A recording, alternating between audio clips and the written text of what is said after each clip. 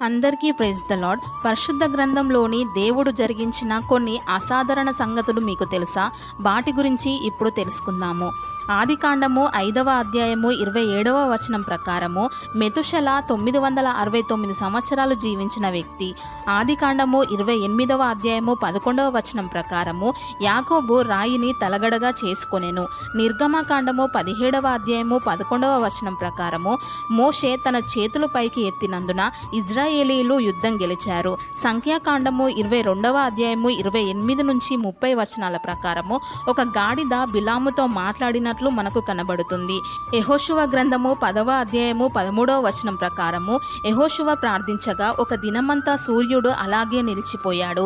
యెషయా గ్రంథము 38వ అధ్యాయము 1 నుంచి 5 వచనాల ప్రకారము హిజ్కియా ప్రార్థించగా 15 సంవత్సరాల ఆయుష్ దేవుడు హిజ్కియాకు అనుగ్రహించారు.